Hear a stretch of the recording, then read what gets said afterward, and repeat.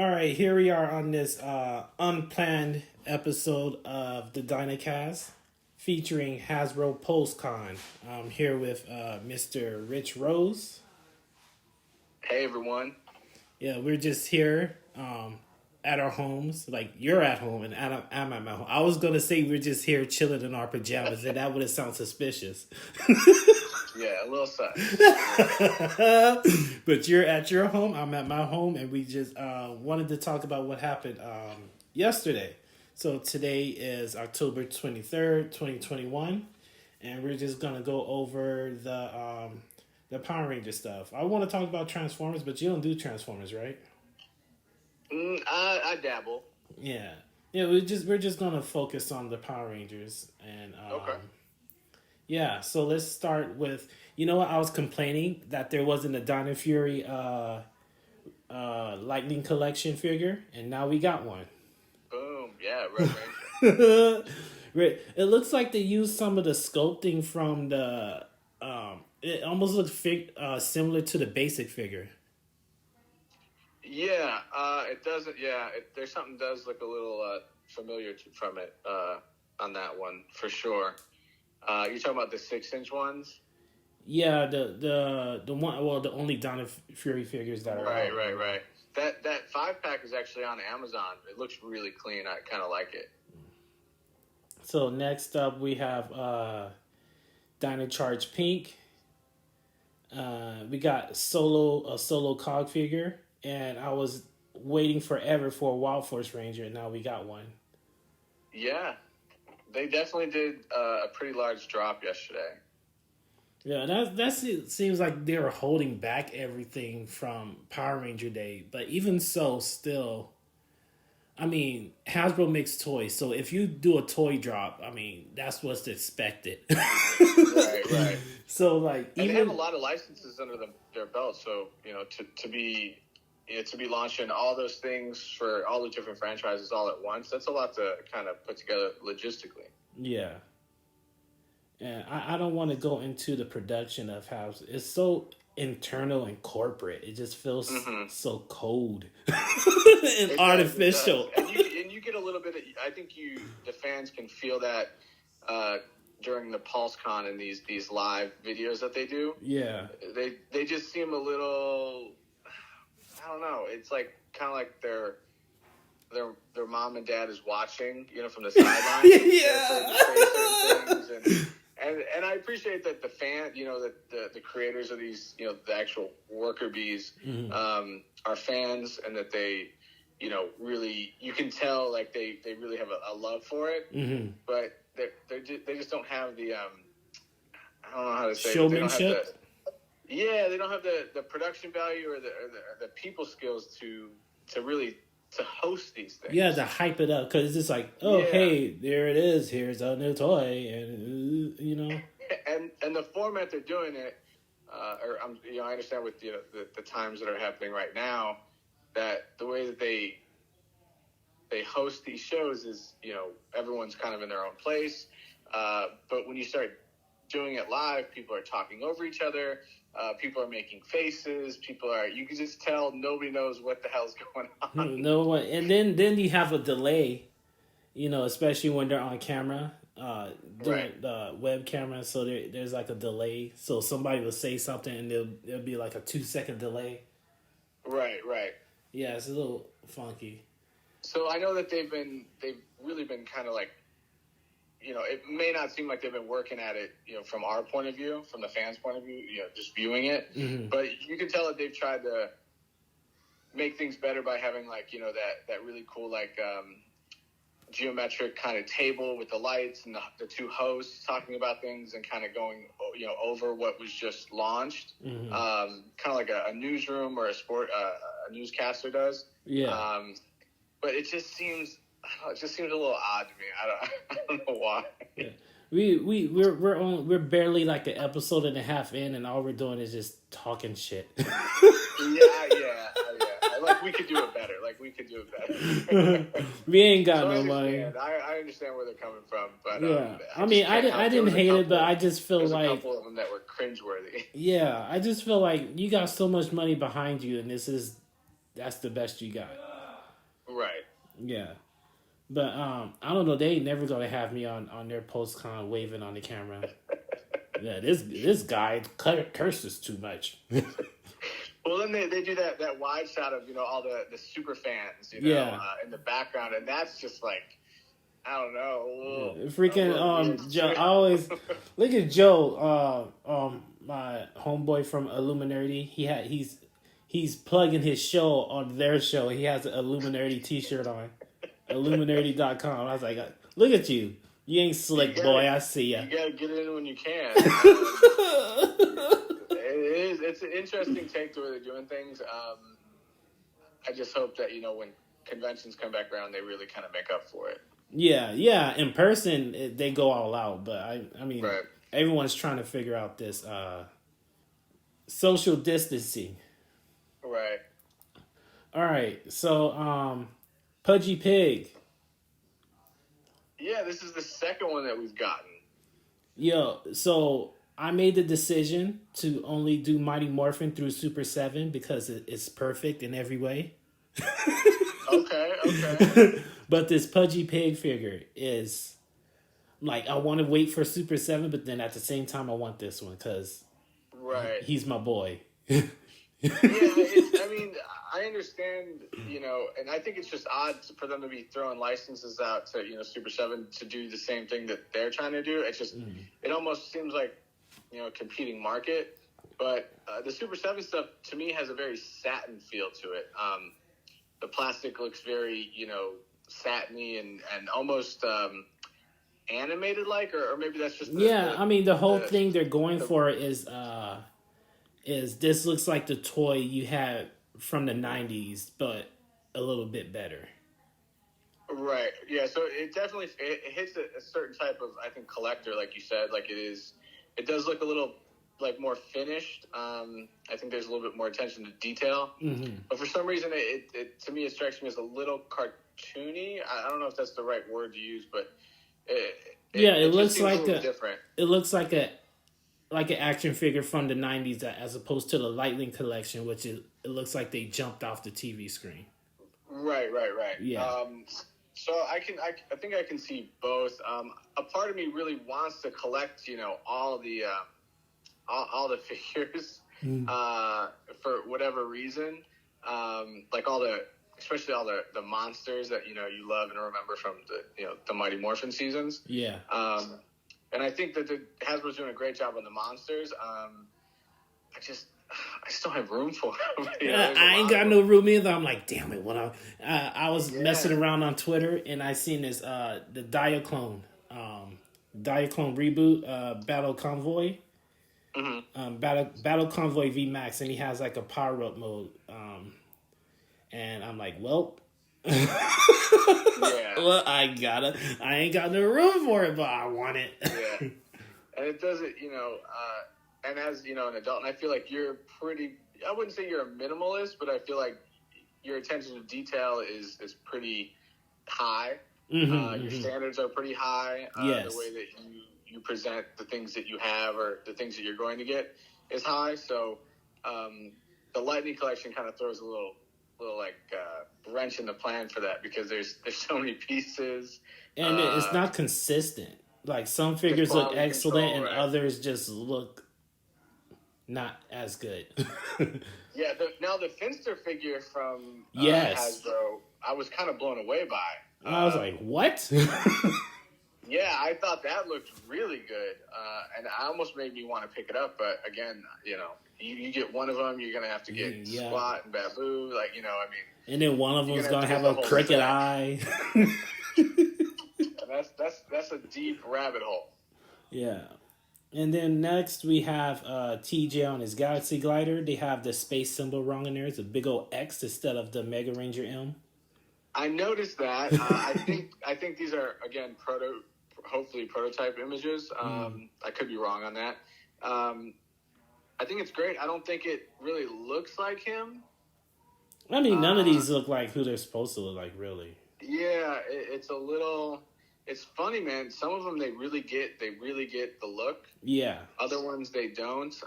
Like Trini and Billy, they did really good. good. He's got his board on there. That's really cool.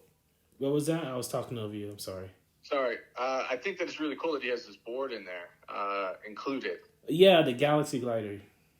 It kind of makes the packaging look better too. Yeah, now you got a Space Ranger. He's the only one with a Galaxy Glider. Now you have all the Space Rangers are available, but only one of them has a Galaxy Glider. Yeah, and this speaks to them, as a company, just kind of innovating as they go along. I think they have a rough outline, but I think they're just kind of making it up as they go. Yeah, it's almost like they're trying to sell you the toy twice because they can't really do a repaint. So they already, I think TJ was in a 2-pack, wasn't he? I believe so. Yeah, and then now he's here with his Galaxy Glider. Now you have Andros and Corone in a 2-pack.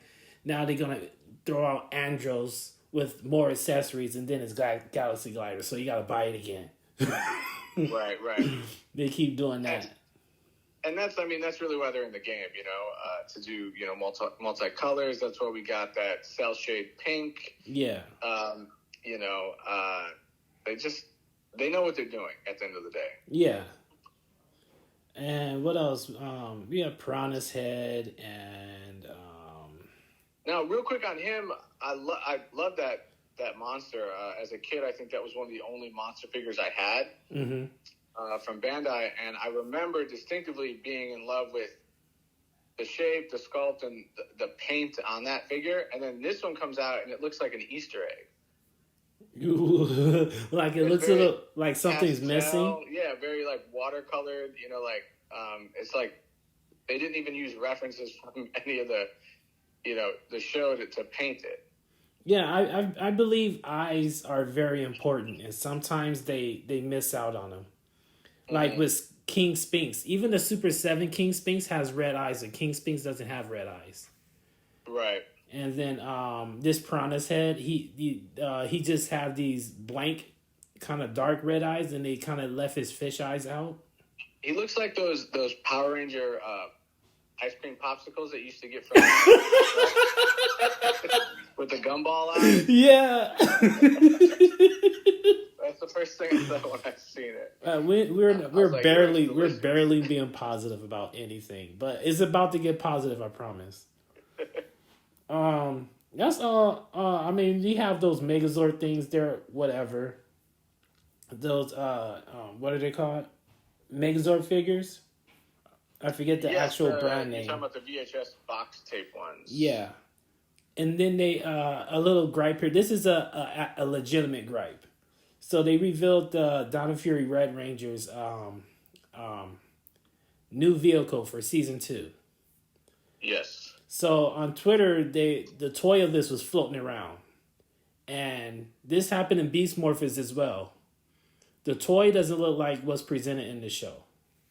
Right, because the toy is almost like, I think, all red with just the teeth silver. It's very like 2D. Yeah, so I don't understand why they keep doing. Like Bandai was real good at it. What was if there's a toy? They put that toy. They used the toy. They used the toy on the show. Yeah, they were real good about that.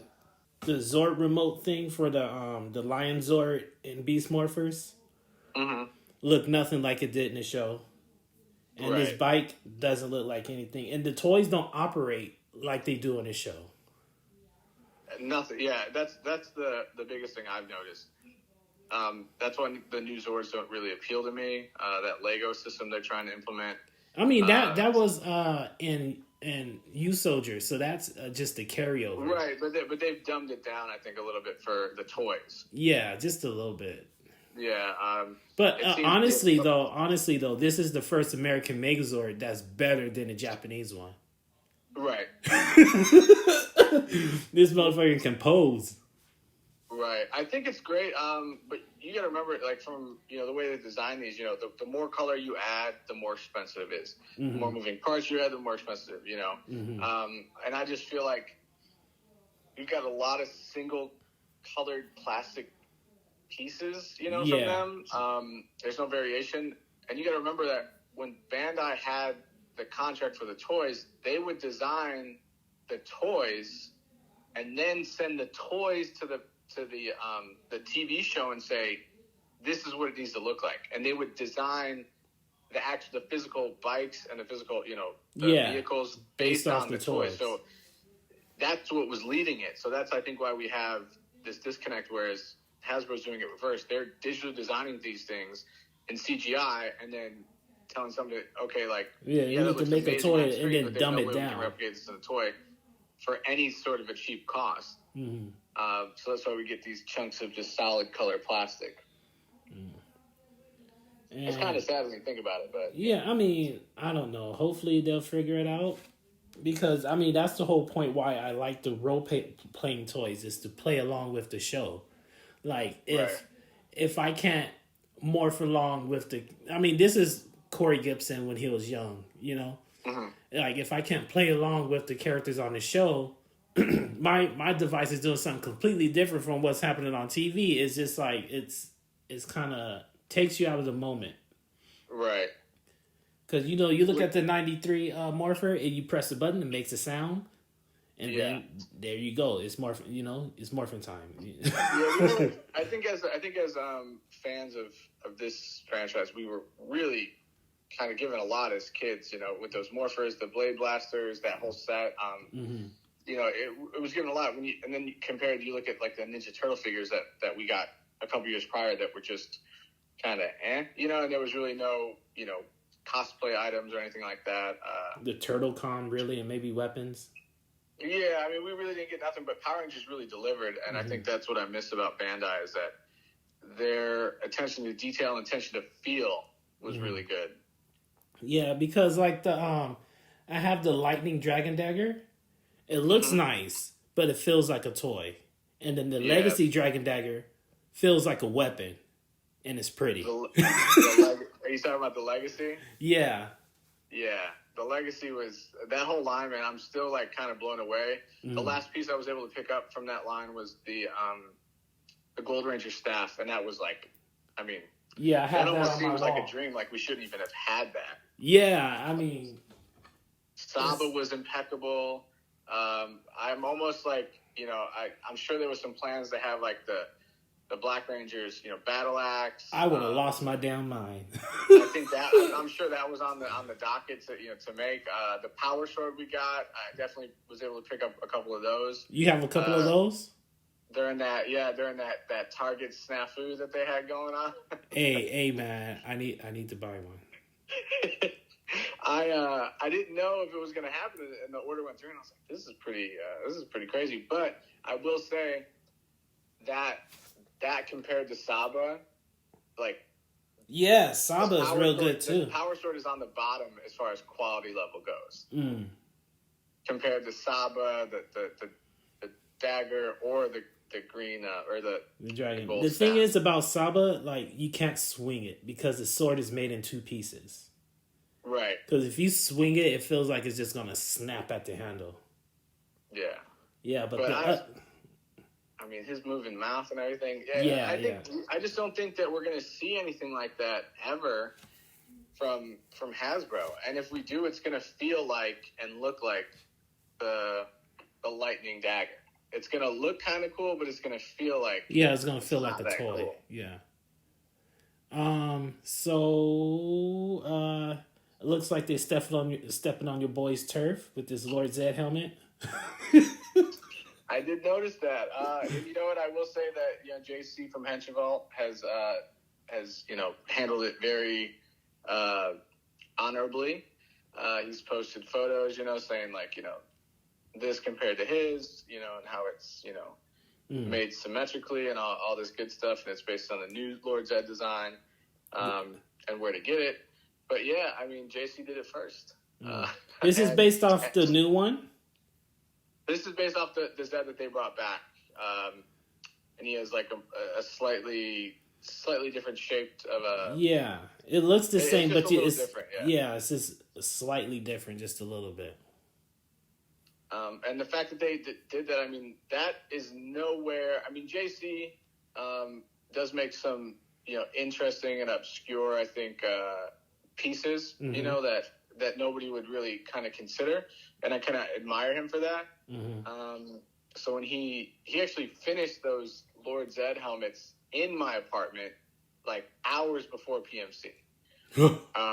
Yeah, he was, painting them, and it was, so I had like 4 or 5 Lord Zed busts in my house, and I was kind of blown away just at the originality of it all. And then all of a sudden to go and see this, which is great, but you can't tell me like somebody from Hasbro wasn't inspired by, because there's no other reason to make something like that.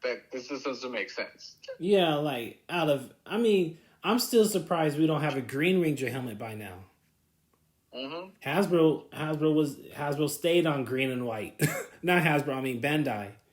They were always red, green, and white were the first ones out every time. Yep. So I think, it's interesting the way that they did that. And if you look at the guy, I forget his name, but the guy who actually presents it in the Hasbro PulseCon, he's a pretty big guy, and he slips that helmet on without opening it. Yeah, so this is like a wide helmet. That's massive. Yeah. I do like it. I think it's cool. And I'm a fan of the Lightning Collection Red Ranger helmet that you have. Yeah. I've been debating on picking one up. I have the Bandai one. It's way better than the Bandai. I didn't want the Bandai one because it was such a balloon. But this one is very accurate. It feels like it was pulled from the show. It does look cool. The only thing that bugs me is that little notch in the back of the head from the mold. The notch? Yeah, there's like a little dot in the back center. Oh, of the head. Yeah. That bothers me a little bit. But again, beggars can't be choosers. Yeah. All right, here we go. The main topic here. What I'm very excited for, the Zord Ascension project. So this got me freaking hype. I'm like, when are we going to get some adult collector Zords? Because that's my whole thing. I love collecting super robots. Mainly just Transformers and Power Rangers. I dabble very little bit in anything else on the side, like a Gundam or whatever random Japanese robot. But this, he name dropped the Astro Megazord. So I'm like, if that's the second one, I'm gonna cry because that's one of my favorites. Yeah. I'm not even playing. I've been like debating like if I wanted to get a retro Astro Megazord or Galaxy Mega, and I look at it, I'm just like, I don't want this brick. I'm just gonna leave it in the ship mode. But I mean, if we get something on this level, Astro Megazord, I'll lose my mind. I think it's exciting, and I think I'd be more excited if I had never seen like the Soul of Chogokin. Yes, I have that. Megazords. I think it's great, but just in comparison, it's like I think I'm going to pass. I have a Soul of Chogokin Megazord and the Dragon Zord. I'm looking for a Titanus, but at the end of the day, I mean, just feel and quality. I don't think it compares. I'm looking at the photos, and I understand some of them are digital renders. But the Tyrannosaurus has legs for days. I mean, that's because they're making him stand upright. He's supposed to crouch when he's standing and put the weight on his tail. But even when he's in Megazord mode, that thigh area, that upper thigh area, yeah, it's a little long, way more substantial than the other ones. Yeah, I've seen. Just speaking of proportions, because I'm looking at my Soul of Chogokin. I mean, they're roughly the same size. I think is the Zord Ascension is maybe a half-inch taller than a Soul of Chogokin. Okay. But and it's all in the thighs. Yeah, but the Japanese one is just has his super robot proportions. It's kind of wide and he's kind of squat. And this one's, a little bit lankier. But one thing I can tell you, I know these connections are going to be solid.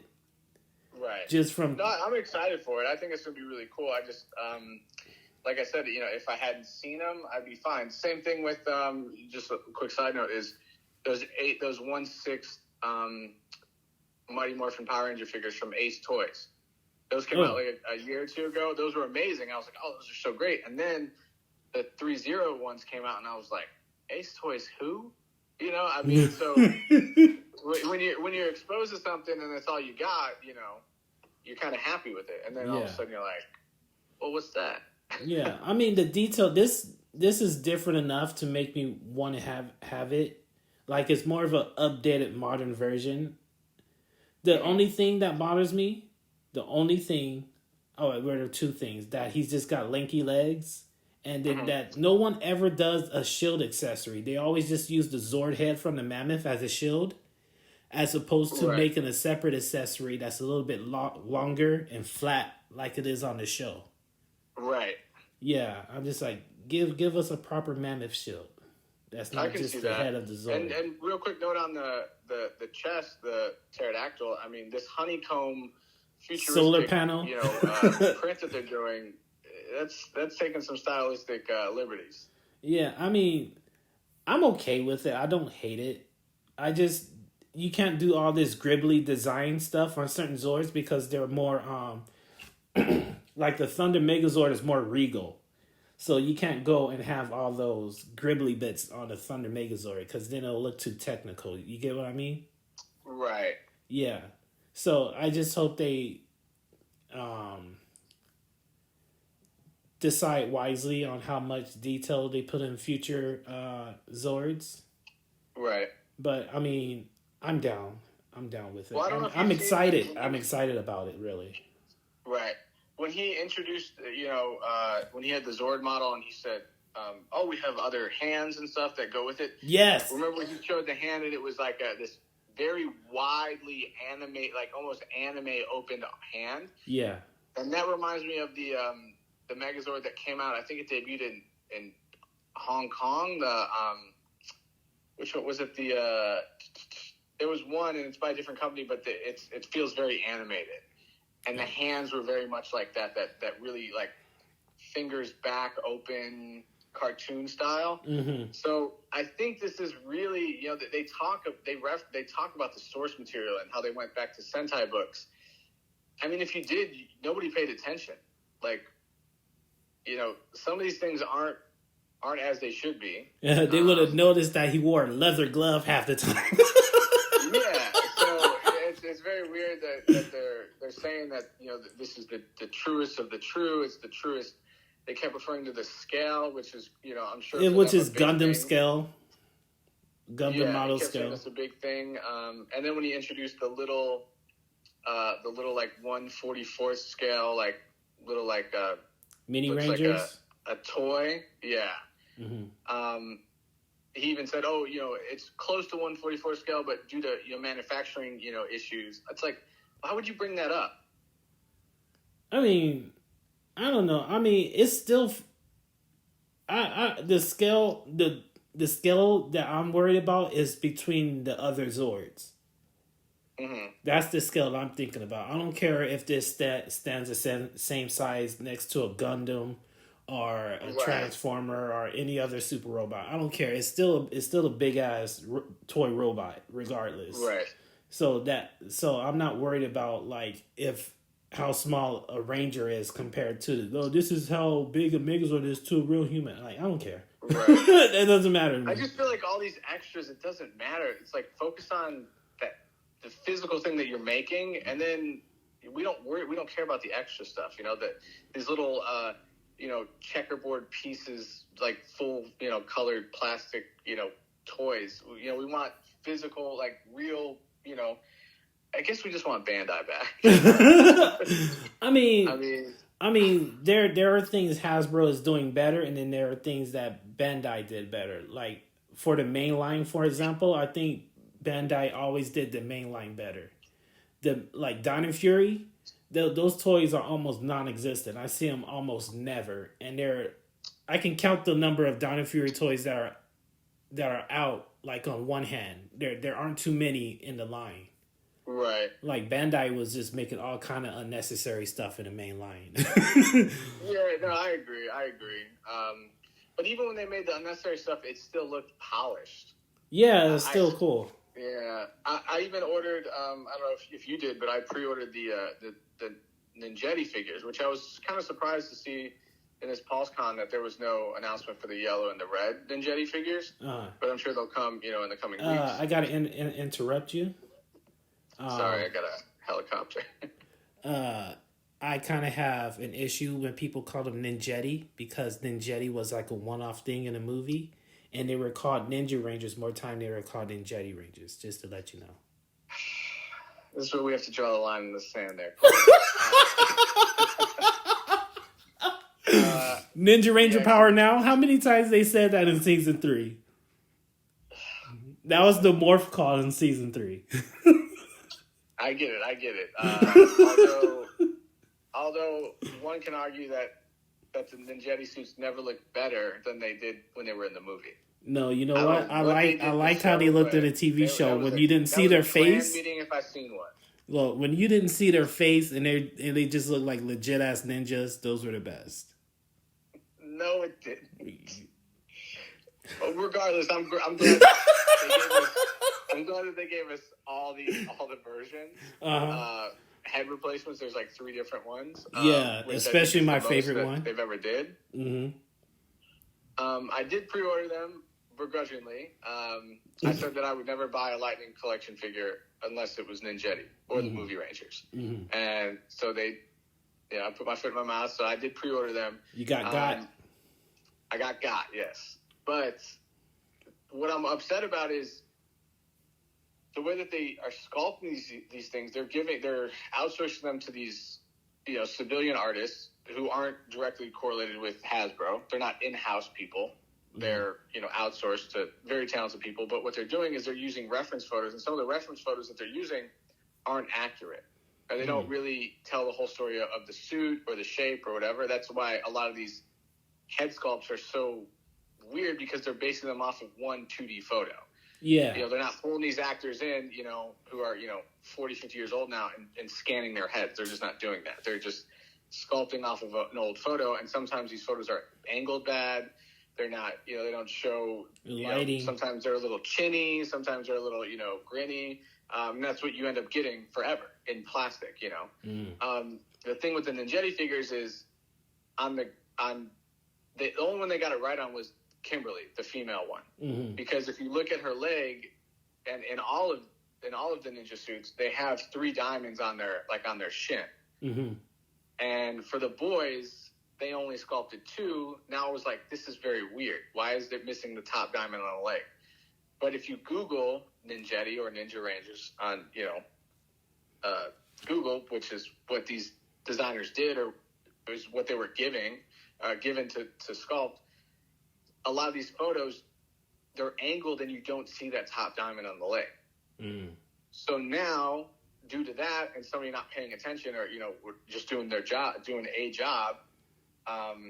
now we're left with these sculpts that are wrong, and that just kind of bugs me, and it all goes back to quality control. Yeah, that's how we got a Green Ranger with no center diamond. It's insane to me. Yeah, if you look at if you go to the first episode when he's fighting with the Power Rangers, he takes his shield off.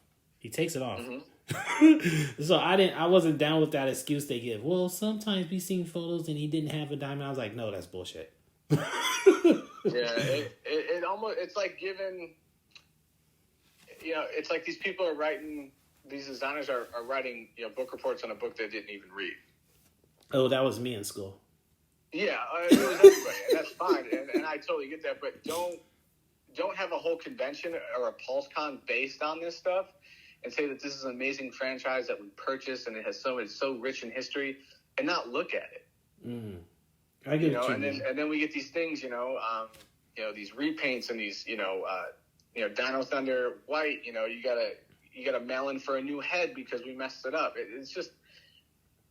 Bandai never did that. I think Bandai had one piece that you could have gotten, and it didn't affect the look of the figure. It was, I think, the Ninja Megazord, or I forget which one it was. It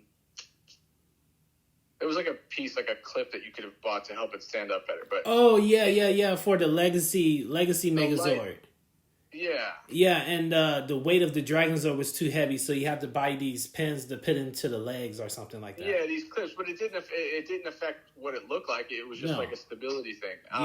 Whereas these guys are literally delivering things with like, wrong shaped visors, wrong colored helmets, wrong painted this, and it just bugs me, and that's why I don't think I've really, I guess, supported it as much as others, because Bandai never did this. Bandai never, had if anything, conventions and all these terrible hosts to introduce their stuff. Bandai just delivered amazing stuff. The Legacy collection was crazy. It was outside of them being like muscle heads, but they had too much muscles on some of the Ranger figures. Right. Well, they definitely went with a different line. I guess if we're talking in relation to figures, okay, cool. But I'm just talking in the stuff that I'm going to buy as an adult collector. The Sabas, the Power Swords, the Battle Axes, the helmets and stuff. I do think that they've done a little bit better with the helmets and things like that. But, by the time Bandai was doing helmets, I think they kind of seen the writing on the wall and said, we're going to get out of this soon. So we don't really have to focus on it. But yeah, and the whole...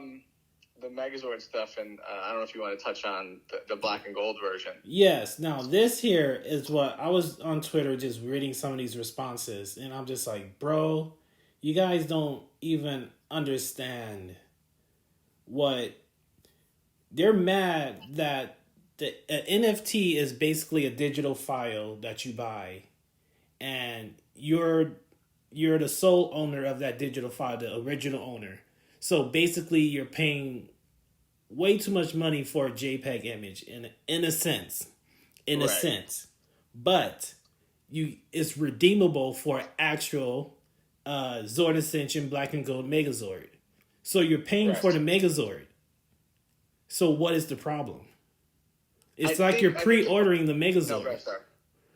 It's like you're pre-ordering the Megazord, and I don't see why people are getting butthurt about this. And they say, oh, look, right-click save as. I'm like, you're not funny. If you want the black and gold Megazord, purchase the NFT. So now you have two things. And the thing is, once you get the black and gold Megazord, you can sell the NFT because these things are only available till October 31st. Right. So after October 31st, maybe only 100 people have this NFT. Only 100 people are going to actually have this black and gold Megazord. You could turn around, sell it to someone who has way too much money and has a passing interest in Power Rangers, and you can make $400 or $500 off the NFT. Right. They're not even thinking about this. Yeah. No, I get it. I think this is a safe way for Hasbro to dip their toes in NFTs. Like everybody else, I think it's kind of a craze, like parachute pants or,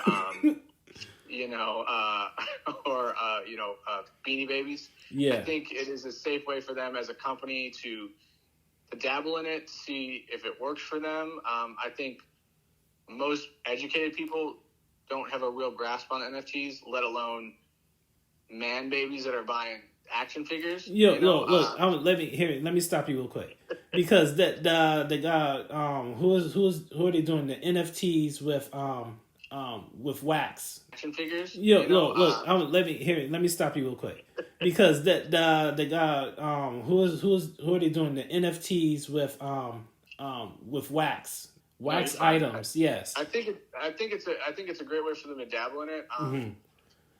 Go ahead. So what it is here is there's a conversation, there's a back and forth, and one guy was complaining about NFTs ruin the environment and blah blah blah, and then the NFT company that Hasbro partnered with said they're using renewable resources, that all NFT generated companies don't ruin the environment. He didn't say anything after that. And then another guy was just like, who needs a bunch of worthless JPEGs, and then he related it back to like, talk about worthless, what about action figures, So it's like all these guys are just out here talking shit and not realizing how hypocritical they sound. Because NFTs ruin the environment. So do producing action figures and everything else humans do on this planet. Yeah. Making clothes is like the number one like environmentally damaging thing in the world. Yeah, so I don't understand the beef. It's like these people don't understand they understand the basic concept of an NFT, which is basically an overpriced digital file.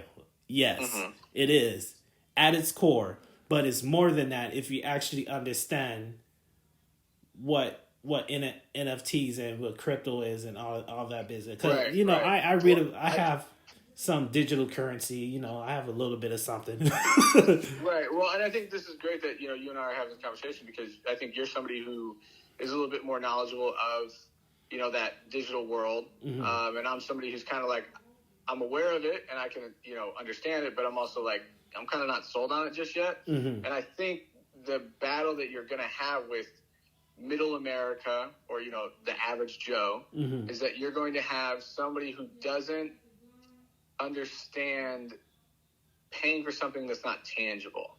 Yeah, and that's a big thing, and that's gonna take years and years and decades for somebody to figure out. And it's gonna have that same uphill battle that cryptocurrency has had. Is it worth it? Why does it make sense? It's too complicated. But then you're gonna have guys that are really deep into it and who are gonna jump on it. Gonna be like first row and say, I'm gonna adopt this really quickly and I'm going to get into it. And, and they may be successful. But I think it's going to be a hard sell to the middle America people, which are Power Ranger fans, who don't have a lot of money, who don't consider things that aren't, in their face in 2 days from Amazon. I know, but they don't care. It says literally on everything that is related to this NFT project that is redeemable for actual Zord Ascension Black and Gold Dino Megazord. You're going to get the Megazord. Right. No, I agree. So everyone is still, I'm paying $200 for this JPEG. Everyone is saying that, and it doesn't make any sense at all. Right. Well, that's because you're talking to somebody who they don't have the brain power, man. You're talking to the average Joe, and they don't care. That NFTs don't make sense to them. But I think this is a great way for Hasbro to dip their toes into NFTs and say, hey, you want to pre-order the figure? Great. You're going to get the NFT as well. Do it with it what you want. But I think they should have been a little bit more specific, because even as a viewer and somebody who's, I think mildly educated, when I was looking at it and watching it, I was like, okay, wait, I had to put together in my mind, okay, you buy this, but you're getting the Zord as well. And I think a lot of people just, I have the same issues when I launch products, or JC launches something, that you have to literally spell it out for people, because you can put all the information in the post, but they're still going to be like, where do I get this? How do I buy this? What color does it come in? And there's a picture of it right there. So, I don't think we're the best fan base to advertise an NFT to. Most of these people don't know what, what certain things are in general. So to advertise that to them, it's a little, that's confusing. And Hasbro should have realized that. Yeah. Yeah. So, I give Hasbro's trying, but at the same time, they need to try a little bit harder at times. I'm still butthurt about Power Ranger Day, but, I'll be all right. Yeah, I think that their focuses have been in very odd places. I don't understand why their focuses are on certain things and not quality control or paint control or accuracy or, and I get it, they're all doing a good job, but, you mix it, once you start mixing it all together, and it just comes off as, I don't know, very amateur. And I don't know, I don't want to sound like a bad thing, because they're not, they have a lot of money. Yeah. But a lot of these hiccups add up, and somebody, who doesn't care, fine. Their mom or dad's going to buy the toy, whatever. But they're not advertising to those people. They're advertising to us. Yeah. And that's where I think the disconnect is that the TV show is for kids, but they're advertising the toys to us. That doesn't make sense. And they're messing it up, pretty bad. So I'm excited to see what else they come up with. I think the most impressive thing that I'm seeing now is, I know yours is the NFT and the Megazord, and they call it the Century Megazord or the Sentient Project? Zord Ascension Project. Zord Ascension Project. For me, I think it's the Lord Zed helmet, which kind of shows me that they could really think out of the box when they want to, but they need a little help from us. Yeah, they need someone from the fandom just to kind of gear them. Yeah.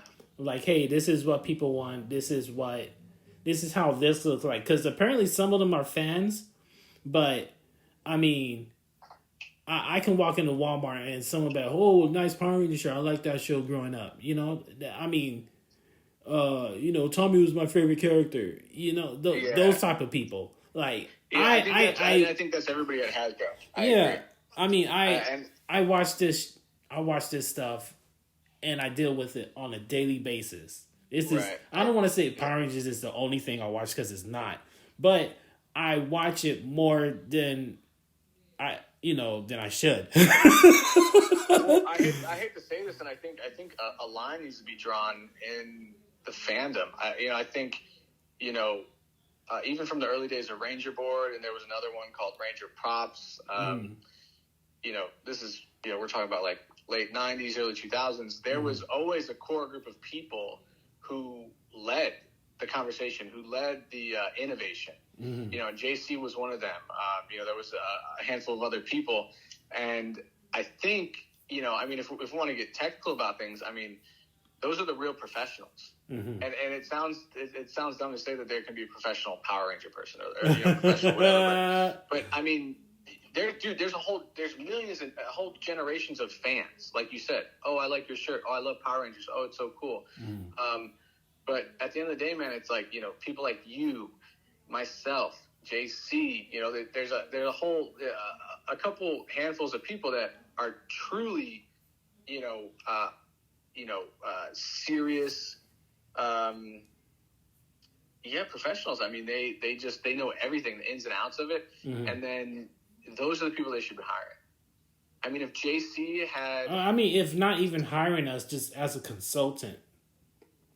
Yeah, I mean, I just mean like taking advantage of that, and not giving people who are master collectors, a little square space on your Zoom wall. I mean, that just seems, and that's cool. I get it. But I think they look at us like we're children, but I mean, I don't know, man. I think that they need to start looking deeper into the fandom and finding these people who are really innovative, because they're already stealing ideas from JC. They're already stealing, blatantly. I mean, if you look at the bottom of,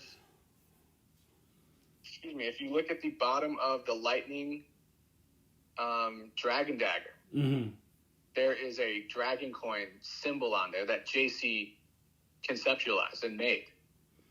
Well, you know what? They were probably looking for references, and his stuff came up, and it's like, oh, this is how it looks like, and then they put it on there. That's probably how it happened. Well, and that's what I'm saying. You're giving these people deadlines, and they're just Googling things and coming up with things that, I'm surprised they don't have any in-house references, like from Toy or anything like that. They're just Googling everything. Because they out say it on streams sometimes. Oh, we looked up pictures on the internet and found this. Yeah, I think what they need is they need like an in-house historian or an in-house archive that to pull from, because when I went and toured, I did a tour of Bandai with Henshin Vault and Ken Lam a couple years ago when Bandai still had Power Rangers, and they had a closet, literally like a walk-in closet. It may have been an office or a room, had no windows. It was a walk-in closet, and it was literally scattered. I'm talking about like things were thrown on the floor. Helmets, armor pieces, suits, weapons. It was just there. Like nobody knew what they were pulling from. Now, when you went to their room of products, everything was nicely categorized. They had one of everything that they've ever made. But the source material was just thrown around in a room. It was strung, these quote unquote fans would pull pieces and put them up in their office, you know, and you can even see that in the Hasbro PulseCon. So nothing's changed. Mm-hmm. Those guys they still have pieces from the show and stuff. That should all be in an archive, like the Lucas archive. Yeah. You know, I mean, this is insane that we keep getting all these hiccups, and I would propose that Hasbro start something like that, but they won't, because they look at it as a toy line. They don't look at it as, you know, a legacy. Yeah, I think that's, if you even look at the Star Wars products versus the Power Ranger ones, it's, you know, the Star Wars stuff seems more accurate, regardless on what level it's on. And if you hear them, and I can't quote this, but, you know, I've heard other, EFX and Anovos back when they were doing stuff, and blah, blah, blah, all these other companies that do licensings with Lucasfilms. They always say, you know, Lucas Archives, we got to visit the archives and we got to actually mold the item, you know, mold this piece, mold this blaster, mold this helmet, you know, mold this armor. You know, Power Rangers, they're like, so we looked on Google. I mean, like, what a huge disconnect. And it's just sad that they're doing this to the fans. And, you know, until they kind of get their stuff together, I can't recommend supporting them, you know, in any capacity other than, oh, you like that? Pick it up for, you know, $20, but don't buy 10 of them. Yeah. It's very upsetting. And, you know, and I don't know, I have such a passion for this franchise that to see them, you know, divvying out these projects to, you know, graphic shirt wearing fan people, and telling them, you know, we need this and this by this line, or by this date, you know, make it happen. And then they're just screwing up. Mm-hmm. You know, I mean, I don't know. It's very frustrating. And I think it's more frustrating because I know some of the heavy hitters in the fandom. You know what I'm saying? Yeah. Like, I know some of the creative people and, you know, the people who have grown with it and are now adults and have, you know, incredible trend forecasting, you know, traits, and they can really kind of keep things, you know, moving forward versus staying stagnant. And that's what we're doing. Yeah. Yeah, Sorry about my tangent. No, man, it's good. I mean, Power Rangers been stagnant for 30 years, so I mean, I feel nothing. and we get categorized as, you know, children, man babies, you know, like, oh, why do we care? You know, I mean, even some of the actors have been, you know, quote unquote, you know, fighting back or attacking, you know, some of these extreme, you know, fanboys, you know, who on Twitter and stuff saying, you know, why are you watching a show, blah, blah, blah, you know, and I get it, but I'm going to stick with it. And I'm going to, I think, forever try to keep making Power Rangers more, you know, mainstream, more fashionable, more mature. More mature, because I think really it's a really narrow line, but when you find it, it pays off, man. I mean, you know, I rock one of my jackets, you know, people are like, oh my God, you know, and they're just blown away. They can't even fathom, you know, like, whoa, you can actually wear this and not look like a crazy person. Mm-hmm. Or, you know, you can, you know, or JC with his, you know, his metal props, you know, oh, you can put that badge on a jacket and it looks amazing, you know, so certain things like that. Besides, but, you know, wearing your, going to imitate. Like wearing your a morpher to work or something weird like that. Yeah, I mean, I think that's more on the one side of things. You know, I've known people that, you know, carry, you know, coins in their pocket for good luck. I've known people that, you know. Hey, I do that. Yeah. I know people that, you know, carry the 95 morpher, you know, in their pocket or whatever. Things like that I think are cool. Mm-hmm. And I can appreciate it. And I think that's the start of it. Mm-hmm. But I also think, you know, there's other ways to go about it, and I don't think no one's ever really, or Hasbro or Bandai hasn't really touched into it just yet, making it more of a lifestyle versus, you know, just toys. And Star Wars has really done that. Yeah, I mean, we're gonna be talking about this forever. We should start wrapping it up because we done recorded a whole episode. I didn't think it would be this long, But yeah, we'll jump back on this topic in a proper episode of the DYNA cast. And currently, I'm trying to get episode 0 out. My old ass computer is just being very slow, so it's taking me a little bit longer than it should. So I'm working on that right now, and that has been the DYNAcast on Hasbro PostCon 2021. So where can the people find you, Mr. Richard Rose? Yep, I am on Instagram at SuperKidFresh, as well as Sentai Jackets, SentaiJackets.com, on Twitter, Facebook, and Instagram. And I am Corey Gibson. You can find me on Twitter, C.GIBSON You can drop a tip. My tips are on. Send me some money so I can update my computer and get that new M1 Mac 16-inch. You know, that thing's that's going to last me a good while. So your boy needs a little bit of help right now. So that's been Rich. This is Corey. And we'll see ya when we see ya. May the power protect you.